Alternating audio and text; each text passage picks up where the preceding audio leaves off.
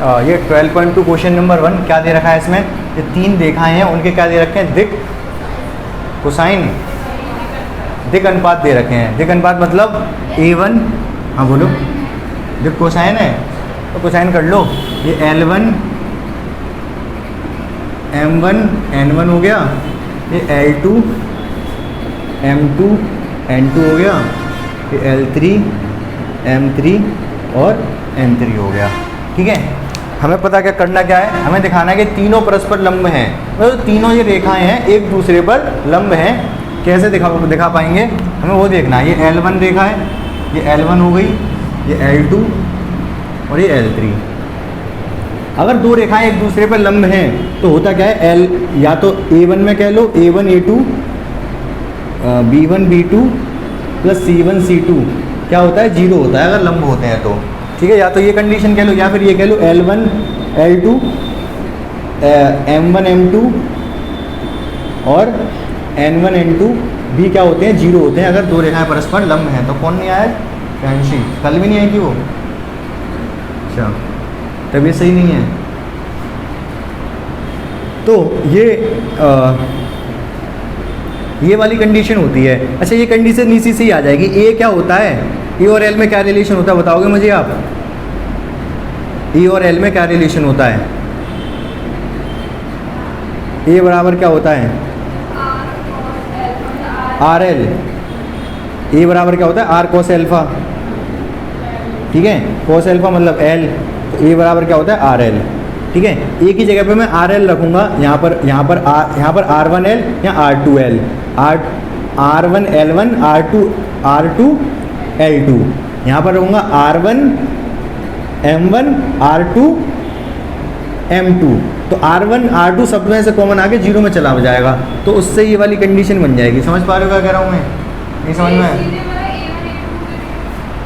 अरे value L1 M1 दे रखे हैं ना, इसलिए मैंने लिखा है यहाँ पर L1 M1 N1 दे रखे हैं, तो इसी में दिखाना पड़ेगा ना, कंडीशन यही दिखानी पड़ेगी।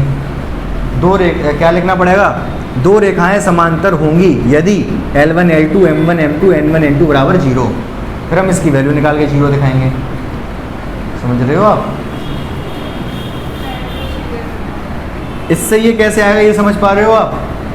नहीं, ऐसे ये तो पता है आपको, ये पता है ना, A बराबर R cos अल्फा, ये तो A है, R है, इसको L भी लिख देते हैं। ठीक है, तो बताऊँ हल्का सा क्या बताना चाह रहा हूँ, तो मैं ये बताना चाह रहा हूँ। अच्छा, ये A बराबर ये हो गया, B बराबर क्या होगा RM और C बराबर क्या होगा RN। ठीक है, M मतलब cos बीटा और N मतलब cos।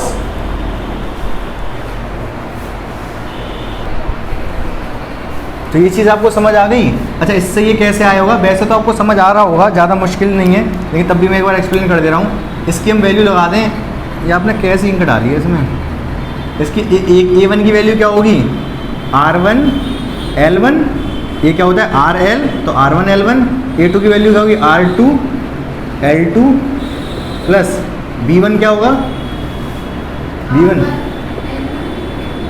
ठीक, आगे R2 M2 plus R1 N1 plus नहीं मल्टीप्लाई C2 की value R2 N2 equal to 0। आपने इंक सही नहीं डाली इसमें, इसके ऊपर नहीं डाली।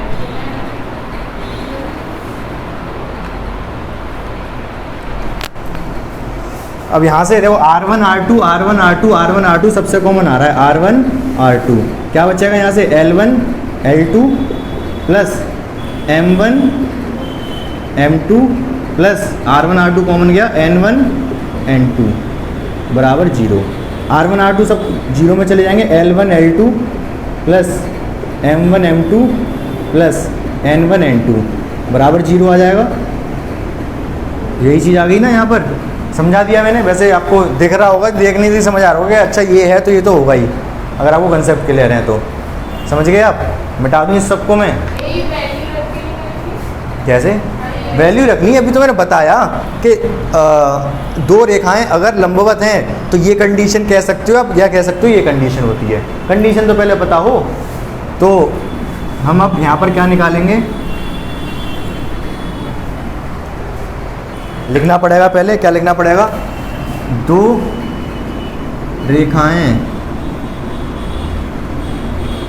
लंबवत होती हैं यदि क्या, L1 L2 M1 M2 N1 N2 बराबर 0, ये कंडीशन है। अब हम इसकी वैल्यू निकालेंगे, L1 L2 plus M1 M2 plus N1 N2। तो L1 L2 क्या होगा, L1 L2 12 होता ही नहीं है वो। अच्छा अभी केवल दो का ही तो निकाल रहे हैं। हाँ अब केवल दो ही रेखाएं तो लंबवत दिखा सकते हैं हम, तीन एक साथ कैसे दिखा दें। अभी हम ये दिखा रहे हैं केवल कि ये दोनों लंबवत हैं, फिर ये दोनों दिखाएंगे, फिर ये दोनों दिखाएंगे। मैं नहीं दिखाऊंगा, आप दिखाओगे, मैं तो केवल एक करके छोड़ दूंगा, ठीक है। तो L1 की वैल्यू 12/13, फिर ये 4/13, उसके बाद M1 M2, M1 कितना है -3/13 गुणा 12/13, बीच में प्लस आएगा, यहाँ ब्रैकेट डाल दे रहा हूँ। फिर लास्ट N1 N2, N1 कितना -4/13 गुणा 3/13, ठीक है। तो कितना 12 चौक 48/13 का स्क्वायर 169, ये 12 3 36 -36/169 प्लस 3 चौक 12, 12 माइनस लगा -12/169, 36 और 12 48, ये तीनों मिलकर कट जाएंगे, 0 आ जाएगा। इसी तरीके से आप इसका L1 का L3 से दिखा दोगे और L2 का L3 से दिखा दोगे, लंबवत हैं, ठीक है। ये 0 आ गया तो हम क्या कह सकते हैं कि अतः L1 L2 लंबवत हैं, लिखना पड़ेगा अतः L1 L2 लंबवत हैं, ठीक है। सेकंड क्वेश्चन पे आओ। देखो क्वेश्चन नंबर 2 जो है वो लंबवत पे बेस्ड है, मतलब क्वेश्चन 2 और 3 एग्जैक्ट सेम है। आपको मैं 3 बता दे रहा हूँ, 2 खुद से कर सकोगे। क्वेश्चन क्या है वो मैं एक्सप्लेन कर दे रहा हूँ। क्वेश्चन ये है कि ये दो बिंदु हैं, नाम दे दूँ इसको A इसको B, A और B से जाने वाली रेखा, और इसको नाम दे दे रहा हूँ C इसको D, और C और D से जाने वाली रेखा कैसी हैं, समांतर हैं, ठीक है। ये हमें प्रूफ करना है। तो A और B से जाने वाली रेखा का समीकरण क्या होगा, A और B से जाने वाली रेखा का समीकरण कौन सा वाला लिखोगे, कार्टेशियन वाली लिखो डायरेक्ट, वेक्टर वाला भी लिख सकते हो, लेकिन वेक्टर वाला नहीं लिखेगा, कार्टेशियन वाले लिखेंगे। तो क्या होगा, फॉर्मूला था दो बिंदुओं से जाने वाली रेखा x - x1 अपॉन x2, वैसे तो a आता है नीचे, क्या आता है a, बट a नहीं आएगा, a की जगह आएगा x2 - x1, x2 - x1। अच्छा आप x1 y1 z1 इसको मान रहे होगे, x2 y2 z2 इसको मान रहे होगे। x2 - x1 करोगे तो माइनस में आएगा। मैं x1 - x2 भी कर सकता हूँ क्या यहाँ पर, बिल्कुल कर सकता हूँ, कोई दिक्कत वाली बात नहीं है। समझ रहे हो आप, फॉर्मूला ध्यान है या नहीं ये वाला। आगे क्या था, y - y1, अगर यहाँ x1 - x2 किया है तो y1 - y2 लेना पड़ेगा, z - z1 यहाँ पर z1 - z2 लेना पड़ेगा। ये रेखा का समीकरण आएगा अगर वैल्यू लगा देते हो तो x - x1 x - 4 बटे 4 - 2, x1 - x2 4 - 2 कितना आएगा 2, y - y1 मतलब 7, y1 - y2 7 - 3 4, z z1 कितना है 8, नीचे क्या आएगा 8 - 4 4। क्लियर है यहाँ तक। ये पहली रेखा हो गई। दूसरी रेखा क्या होगी भाई, दूसरी रेखा भी वही सेम फॉर्मूला लगाएंगे, x - x1, x2 - x1 करोगे, x2 - x1 कर लो यहाँ पर, पूछो क्यों, इसमें से इसको माइनस करेंगे तो प्लस में आएगा। आगे क्या करोगे आप, y - y1 upon y2 - y1, z - z1 upon z2 - z1, x - x1 कितना ले रहे हो आप, ये वाला ले रहे हो ना, तो +1 हो जाएगा। ये फॉर्मूले में माइनस होता है, ये माइनस प्लस हो जाएगा, x2 - x1, 1 से -1 जाएगा तो 2 आएगा, सही बात है या नहीं। y - y1 माइनस करोगे 2 को तो +2 हो जाएगा, और 2 में से जब माइनस का 2 जाएगा तो 4 हो जाएगा, ये भी ठीक है। z - z1 -1 आएगा, प्लस का 1 है इसलिए 5 में से 1 गया तो 4 आएगा। तो यहाँ से क्या आया, a1 कितना आया है 2, B1 कितना आया है 4 और C1 कितना आया है 4। यहाँ से A1 कितना आया है 2, A2 कितना आया B2 कितना आया है A2, B2 आया है 4 और C2 कितना आया है 4। तो इन दोनों से आप देख पा रहे होगे A1/A2, B1/B2 और C1/C2 सब किसके बराबर है? 1 के बराबर है। दोनों बराबर हैं। A1/A2 क्या आएगा 1, B1/B2 क्या आएगा 1 और C1/C2 भी क्या आएगा 1। तीनों बराबर हैं। अगर तीनों बराबर है तो कह सकते हैं हम क्या कि ये कैसे हैं? समांतर हैं। अतः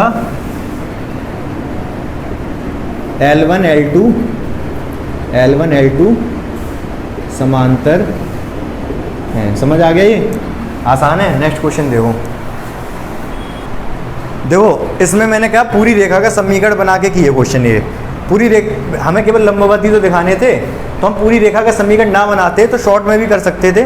शॉर्ट में कैसे?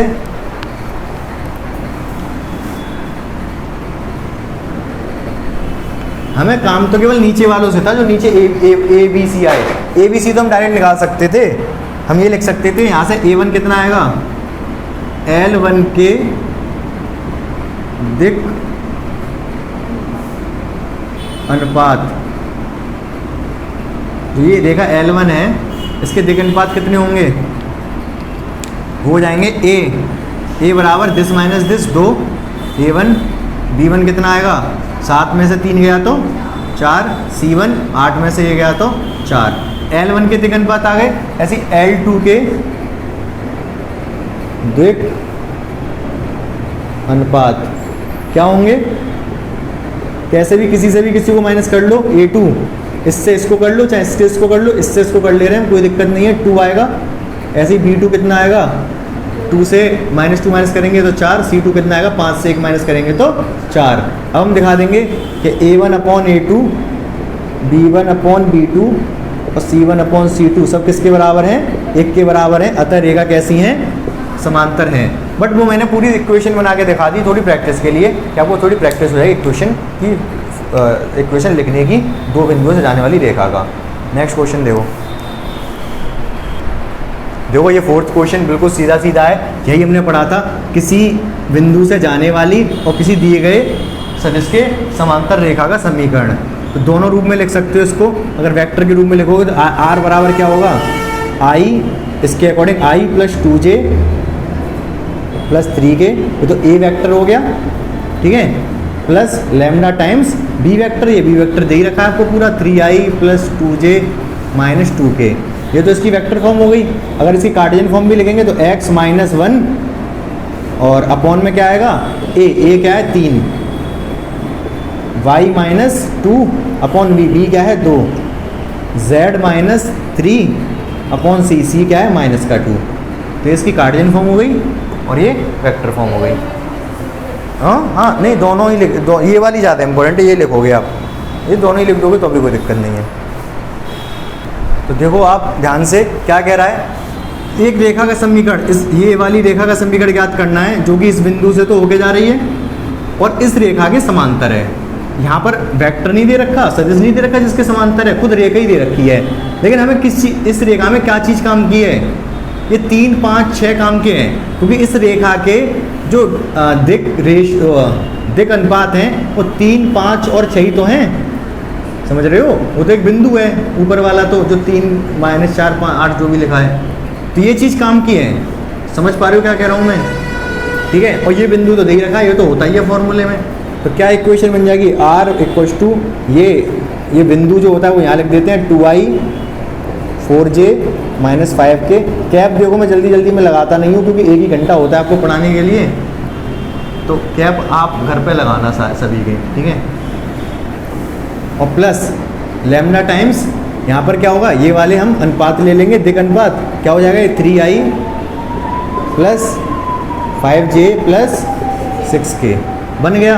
अगर इसकी वो उसने कार्तीय समीकरण पूछा है, कार्तीय समीकरण क्या हो जाएगा x + 2 माइनस प्लस हो जाएगा डिवाइड में 3, ठीक है। x - 4 डिवाइड में 5, z + y आएगा यहाँ, z + 5 डिवाइड बाय 6। आप दूसरी तरीके से ऐसे समझ सकते हो, अगर दो रेखाएं समांतर हैं दो रेखाएं समांतर हैं तो उनके जो नीचे ए बी सी होंगे वो तो सेम ही होंगे, देख अनुपात तो सेम होंगे। तो 3 5 6 तो सेम आने थे, ऊपर ये बिंदु चेंज होना था केवल, तो बिंदु चेंज कर दिया हमने इसके अकॉर्डिंग। यहाँ पर बिंदु ये था, यहाँ पर हमने ये कर दिया। आसान सी बात है, बस आपके दिमाग में कंसेप्ट अगर बहुत सेव है अच्छे से तो आपको क्वेश्चन तो ये बहुत आसान लग रहे होंगे। अगर कंसेप्ट ही अगर कहीं ना कहीं हिला हुआ है तो ये क्वेश्चन भी अजीब से लग रहे होंगे कि क्या कहीं पर भी 3 4 5 लिख देने उठा के यहाँ से उधर उधर।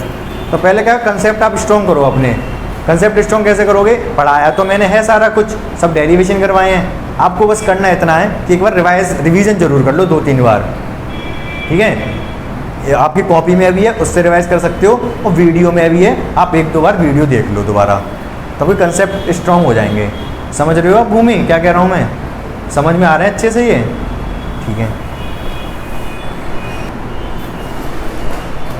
क्या दिया है इसमें? इन दोनों बिंदुओं से जाने वाली रेखा के दोनों समीकरण हैं, कार्त्य और सदिश, दोनों रूपों में लिखना है।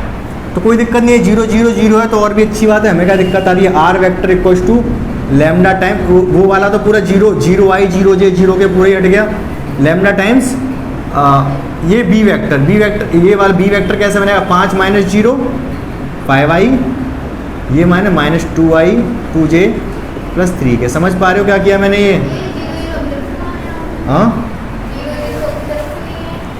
हाँ उसने कहा है मूल बिंदु 0 0 0 ही होता है, ठीक है। चाहो तो आप ऐसे लिख लो, कन्फ्यूजन हो रही हो तो 0i 0j 0k plus lambda times x2 - x1, 5 में से 0 माइनस करेंगे 0 ही आएगा, -2 में से 0 माइनस करेंगे -2 ही आएगा, 3 में से 0 माइनस करेंगे तो 3 ही आएगा। समझ पा रहे हो? इसका कार्य रूप क्या हो जाएगा? x -0 करने कोई मतलब नहीं है, नीचे सीधे 5 लिख दो, y डिवाइड बाई -2 लिख दो, z डिवाइड बाई 3 लिख दो, इसका कार्य रूप हो गया। समझ आ गया हो? कोई ज़्यादा इसमें खास टेंशन वाली बात नहीं है। देखो ये दो रेखाएं हैं, इनके बीच का हमें क्या पता करना है? कोण पता करना है। ये म्यू है, ये लैम्डा है। तो देखो मैंने पहले ही बताया था, जब दो समीकरण होंगे तो आर तो भाई आर तो दोनों आर ही लगा, R1 R2 अभी नहीं लिखते, तो एक्स वाई जेड होता है ना इसमें, तो दोनों में एक जैसे ही रहेगा। अभी हमें क्या करना है? ऐसे दो रेखाओं के बीच का कोण पता करना है, तो हमें तो केवल इनसे मतलब है, तो दिशा तो यही बता रही है दोनों रेखाओं की, ये तो बिंदु हैं, तो उसी से मतलब है हमें। A1 तो क्या है ये? A1 कितना है यहाँ पर? 3, B1 कितना है? 2, C1 कितना है? 6, A2 कितना है? 1, B2 कितना है? 2, C2 कितना है? 2। तो दोनों रेखाओं के बीच के कोण cos थीटा कितना होगा? A डॉट B, मतलब ये B1 है, B1 B2 लिख दूँ आपको? ये छोड़ो, इससे ऐसे मत लिखो, आप सीधे B1 लिख लो। B1 कितना है? 3i 2j 6k, और B2 ये B2 कितना है? i + 2j + 2k। तो cos थीटा क्या होता है? B1 vector dot B2 vector, नीचे B1 का मैग्नीट्यूड और B2 का मैग्नीट्यूड। सही बात है ये? तो निकाल दो इसको, दोनों का डॉट प्रोडक्ट कर दो। 3 से 1 की गुणा होगी 3, 2 से 2 की गुणा होगी 4, 6 से 2 की गुणा होगी 12। इसका मैग्नीट्यूड क्या आएगा? इस √9 + 4 + 36। इसका अंडर क्या आएगा? 1 + 4 + 4। ऊपर कितना आ गया? 16 और 3 19। नीचे ये कितना आ गया? 7, 49 हो गया ना, और ये कितना? 9 मतलब 3। तो आंसर कितना आ गया हमारा? ये 19/21। क्या? cos theta. थीटा बराबर कितना होगा? cos inverse 19/21। समझ गए? दूसरा वाला खुद से कर लोगे। देखो ये क्वेश्चन नंबर 11वें का दूसरा है, इसमें भी बीच का कोण पूछ रहा है। पहले हमने क्या किया, पीछे वाले क्वेश्चन में वहाँ पर तो सीधे सीधे B1 B2 वेक्टर दे रखे थे सीधे, यहाँ पर भी V1 और V2 वेक्टर दे रखे हैं, बस इनडायरेक्टली दे रखे हैं। V1 वेक्टर क्या होगा यहाँ पर? V1 वेक्टर क्या होगा? ये है ना नीचे, तो क्या लिख लोगे आप? 2i 2j + k। B1 vector B2 vector क्या बन जाएगा यहाँ से?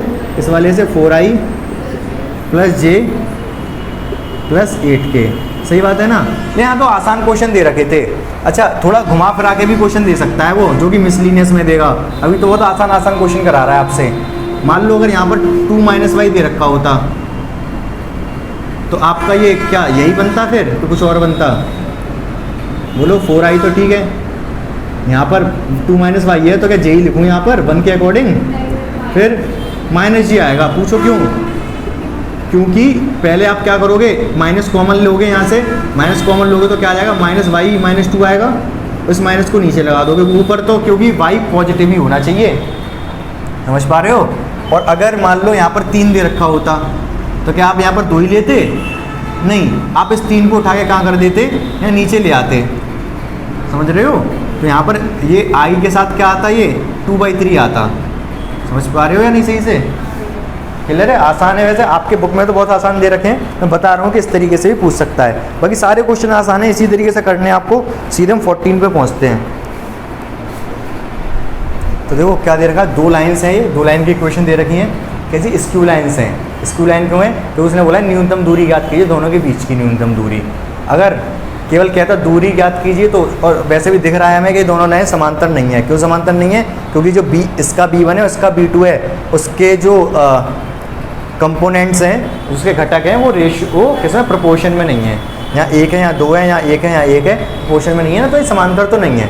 समांतर नहीं है तो स्क्यू लाइन्स है ये, क्योंकि इंटरसेक्टिंग नहीं है, ये कट नहीं कर रही। कट कर रही होती तो न्यूनतम दूरी को पूछता।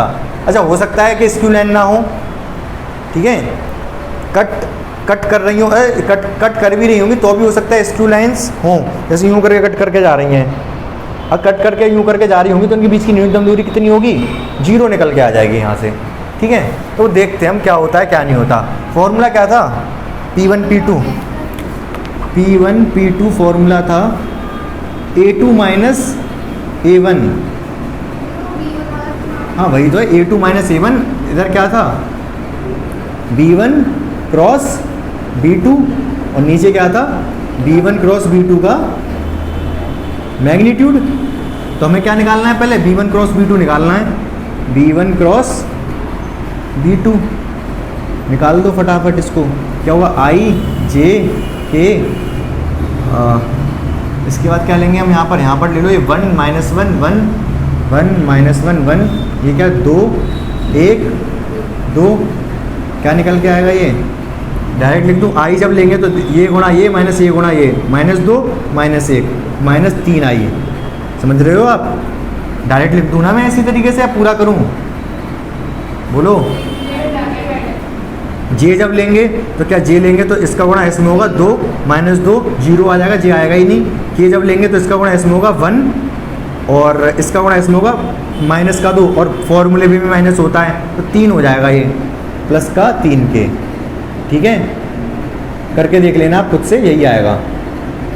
मैट्रिक्स ही तो सॉल्व कर रहा हूँ यहाँ पर, मैट्रिक्स नहीं, डिटर्मिनेंट्स। डिटर्मिनेंट्स मतलब सारणिक सॉल्व कर दी, ये आ गया। तो अब ये आ गया हमारे पास, इसका मैग्नीट्यूड भी निकाल लो। B1 क्रॉस B2 का मैग्नीट्यूड कितना? स्क्वायर रूट 9 + 9 मतलब 9√2। सही बात है ये भी। 9 + 9 18, 9 गुणा 2 हो जाएगा, 9 बाहर आ जाएगा, √2 रह जाएगा। हमें कैलकुलेट करना है ये, तो ये क्या होगा? A2 क्या बाहर आएगा? 3 क्यों बाहर? 3, हाँ 3 बार आएगा। 9 × 2 होगा, 9 का 3 बार आ जाएगा, √2 रह जाएगा। तो A2 minus A1, A2 minus A1 क्या है ये देखते हैं हम। A2 माइनस A1, ये माइनस ये, 2 में से 1 जाएगा तो I, 1i, -1 में से 2 जाएगा तो माइनस का 3j, और -1 में से 1 जाएगा तो माइनस का 2k। आप समझ पा रहे हो या नहीं? या मैं डायरेक्ट ज़्यादा जल्दी कर रहा हूँ? बोलो। इसका डॉट प्रोडक्ट करना है किसका? B1 क्रॉस B2 के साथ। -3i + 3k डिवाइड बाई इसका मैग्नीट्यूड 3√2। सॉल्व कर दो इसको। 1 का 3 में होगा माइनस का 3, -3 है ही नहीं यहाँ पर जे वाला, -2 का इसमें होगा माइनस के 6 डिवाइड बाई 3√2। माइनस नहीं है, कितना हो गया? माइनस का 9/3√2। कितने बार जाएगा ये? 3 बार। तो क्या है? माइनस का 3/√2। अब माइनस में आया है बट ये लेंथ है तो प्लस में ही बोलेंगे हम, चाहे मोड लगा लो इस पर। ये मैग्नीट्यूड वाला मोड नहीं है, ये मोड वाला मोड है, प्लस करने वाला। तो कितना आएगा ये? 3√2 2 क्योंकि लेंथ कभी नेगेटिव नहीं होती ना, इसलिए मॉड लगा दिया इस पर, फॉर्मूले में मॉड होता है। अपॉन में क्या आ रहा है, हर का परिमेयकरण कर दिया होगा, कैसी बात कर रहे हो आप। 3√2 है ना, तो ऊपर नीचे √2 की गुणा कर दो, तो ऊपर क्या आएगा 3√2 और नीचे का √2 हो जाएगा। ठीक है, नेक्स्ट क्वेश्चन देखो। देखो इन दोनों रेखाओं के बीच की न्यूनतम दूरी पता करना है। अच्छा, जो हमारा फॉर्मूला है वो फॉर्मूला क्या है, a2 - a1 dot b1 cross b2 upon b1 cross b2 का मैग्नीट्यूड। तो a1 a2 b1 b2 सारे पता होने चाहिए ना, मतलब इसको आपको किस में कन्वर्ट कर देना है, सदिश रूप में कन्वर्ट कर देना है। और कन्वर्ट ना करूँ सीधे सीधे मैं a1 a2 b1 b2 की वैल्यू ही बता दूँ। a1 क्या होगा यहाँ पर, a1 यहाँ से आएगा। अच्छा प्लस का 1 है बट -1 लोगे, अब -i लोगे, पूछो क्यों, फॉर्मूले में माइनस होता है, माइनस करने के लिए इसको माइनस करना पड़ेगा। यहाँ पर भी -j और यहाँ पर भी -k, कैप लगा दे रहा हूँ इन पे। a1 आ गया, b1 क्या होगा, b1 ये नीचे वाला 7i प्लस नहीं -6j प्लस k। अच्छा अभी आपको ये सब क्लियर हो रहा है कि नहीं कि ये b1 कैसे हो गया, ये a1 कैसे हो गया। पीछे की क्लास अगर है तभी ये समझ में आ पाएगा, ऐसा नहीं कि आपने रिवाइज ना किया हो पीछे वो समझ में आ रहा हो कैसे a1 हो गया कैसे b2 हो गया। आपको पीछे पूरा रिवीजन में रखना पड़ेगा। यहाँ से a2 कितना आएगा 3i 5j 7k। यहाँ पर देखो सब में माइनस था तो अच्छी बात है, फॉर्मूले में भी माइनस होता है। b2 वेक्टर क्या होगा i - 2j प्लस k। अब जैसे पीछे वाला क्वेश्चन किया था एग्जैक्टली वैसे ही आप इसको कर लोगे। 17वें क्वेश्चन में क्या कह रहा है वो, उसने थोड़े अलग तरीके से दे रखा है वो, मैं एक को बता दे रहा हूँ कैसे आप सही करोगे। जैसे r वेक्टर क्या दे रखा है इसने 1 - t i t - 2j 3 - 2t k। और दूसरा वाला भी कुछ इसी, दूसरी वाली जो रेखा दे रखी है वो भी कुछ इसी तरीके से दे रखी है। तो आपको अच्छे से बनाओगे, अच्छे से मतलब ए अलग आना चाहिए और बी अलग आना चाहिए। ए कैसे आएगा बिना टी के, ये टी का एक कांस्टेंट है, जैसे कि यहाँ पर हम लैम्डा और लैम्डा लेते थे वैसे यहाँ टी लिख दिया है। तो जब आई करोगे तो आई आ जाएगा यहाँ पर, इसका जे में करोगे तो -2j आ जाएगा और के का इसमें करोगे तो प्लस का 3k आ जाएगा। ये तो आपका क्या बन गया ए बन गया, ठीक है। प्लस टी कॉमन ले लेना आप, टी कॉमन जब ले लोगे आप तो क्या बचेगा यहाँ पर, ये माइनस का आई अंदर, यहाँ टी कॉमन ले लिया तो क्या बचेगा प्लस का जे, माइनस क्यों टी तो है, और यहाँ कॉमन ले लिया अगर आपने टी बाहर तो माइनस का 2k। समझ पा रहे हो मेरी भावनाओं को। अगर टी आपने बाहर कॉमन ले लिया है, के का जब 2 में गुणा करोगे तो माइनस का 2k बचेगा ना। जे की गुणा जब टी में करोगे, टी बाहर कॉमन ले लिया तो जे बचेगा, और टी की गुणा जब आई में करोगे तो क्या, अगर मैंने टी कॉमन ले लिया तो ये माइनस का आई बचेगा अंदर, तो ये ए हो गया और ये बी हो गया। ऐसी जो दूसरी वाली इक्वेशन है उसमें से भी ए और बी निकाल लोगे और वही काम करोगे जो हमने पहले दूरी निकालने के लिए, न्यूनतम दूरी निकालने के लिए किया था। पूरी एक्सरसाइज आपकी हो जानी चाहिए। अगर कोई डाउट है जल्दी बताया मैंने, अगर लेकिन कोई डाउट हो तो आप मुझसे पूछ लेना, ठीक है।